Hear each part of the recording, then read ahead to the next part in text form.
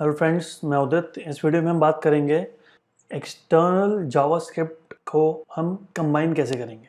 और obviously combine कर रहे हैं तो पर्पस तो एक ही है, पेज स्पीड।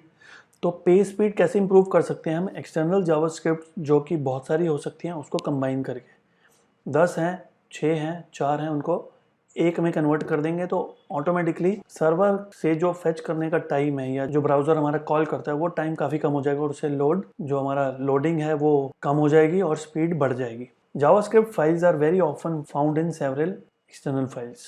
ठीक है, collecting all JavaScript files into one will reduce the amount of time it takes. ठीक है, ब्राउज़र की बात हो रही है। अगर आप जावास्क्रिप्ट की फाइल जो है वो कम कर दोगे, पॉसिबली एक कर दोगे अगर, तो जो ब्राउज़र का जो कॉल करता है ब्राउज़र, जैसे आपकी वेबसाइट में बहुत सारे जावास्क्रिप्ट के पाथ्स हैं, तो जब वो पहले एक को कॉल करेगा, फिर दूसरे को, फिर तीसरे को, फिर चौथे को, लेकिन अगर एक ही पाथ है तो उसी से सारा काम हो जाएगा। तो यहाँ पे लिखा है collecting all JavaScript files into one will really reduce the amount of time it takes to load your web page because you are reducing the amount of things the web browser has to request before displaying the page. तो हम शुरू से बात कर रहे थे कि ये सारा काम किसके लिए ईजी हो रहा है, वेब ब्राउज़र के लिए। स्पीड जो हम इंप्रूव कर रहे हैं, जो इतने सारे फैक्टर्स पे काम कर रहे हैं, वो सब बेसिकली ब्राउज़र के लिए ही तो कर रहे हैं। ठीक है, ब्राउज़र को हर चीज़ में हेल्प करेंगे तो ब्राउज़र अच्छे से रेंडर करेगा। ब्राउज़र अच्छे से रेंडर करेगा तो यूज़र सेटिस्फाई होगा, यूज़र सेटिस्फाई होगा तो गूगल सेटिस्फाई होगा। ठीक है, तो जैसे हमने CSS को कंबाइन किया था वैसे ही हम जावास्क्रिप्ट को भी कंबाइन कर सकते हैं। ज़रा देखें एक बार कैसे। तो ये जैसे एक HTML पेज है, इसके हम फोल्डर में चलते हैं। जैसे ये पहले CSS का फोल्डर था, अभी ये जावास्क्रिप्ट का फोल्डर। आप देख रहे हो 3 जावास्क्रिप्ट हैं इसके अंदर।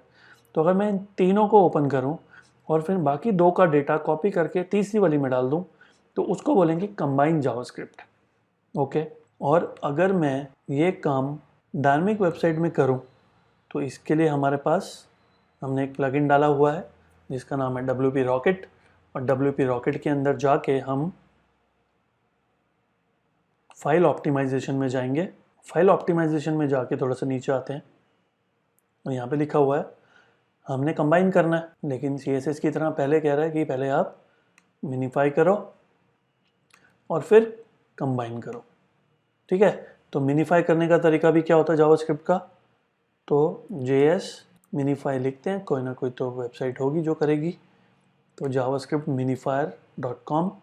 तो अगर मैं जाता हूँ दोबारा से उसी फोल्डर के अंदर और जो जावास्क्रिप्ट हैं उन तीनों को अगर मैं ओपन करता हूँ, ठीक है, 2 ओपन हो गई हैं, तीसरी भी ओपन हो गई। तो ये दिख रहा है मुझे कि काफ़ी सारे स्पेसेस दिए हुए हैं नेसेसरी। jQuery डॉट इसमें आते हैं, ये एक और जावास्क्रिप्ट है, प्लगइन्स में आते हैं।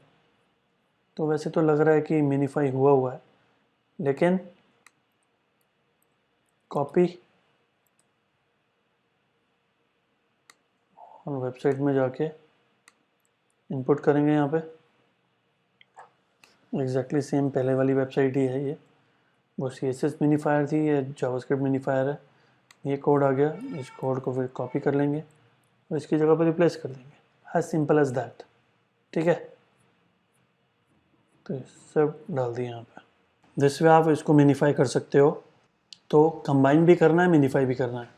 ठीक है, अब देखते हैं कि जो जावास्क्रिप्ट कितनी है हमारी वेबसाइट में टोटल, तो वो एक बार चेक कर लेते हैं। और मिनीफाई हुई है कि नहीं हुई वो भी चेक करेंगे हम। तो यहाँ पे हम पहले ये टूल खोलते हैं, फिर इस टूल के अंदर मैं अपनी वेबसाइट का URL डालता हूँ। तो काफ़ी सारी चीज़ें आ जाएंगी इसके अंदर। देखते हैं कितनी जावास्क्रिप्ट्स हैं, वो बता दिया, लोकेशन बता दी उसकी, इनलाइन जावास्क्रिप्ट जो पेज के अंदर लगी हुई है बता दी, और टोटल साइज़ बता दिया। ठीक है, तो ये सब चीज़ें बता दिया इस टूल ने। तो बेसिकली ये चेक कर सकते हो आप। अब वर्डप्रेस के लिए मैंने आपको दिखाई दिया है कि वो जो प्लगइन है WP Rocket, उसमें जाके आप कंबाइन जावास्क्रिप्ट पे तभी क्लिक कर पाओगे जब आप मिनीफाई जावास्क्रिप्ट करोगे। तो मिनीफाई पे पहले क्लिक कर दो और कंबाइन पे बाद में क्लिक कर दो, दोनों काम एक साथ हो जाते हैं। ठीक है, तो इतना ही है बेसिकली इस वीडियो में। See you in the next video. Thank you.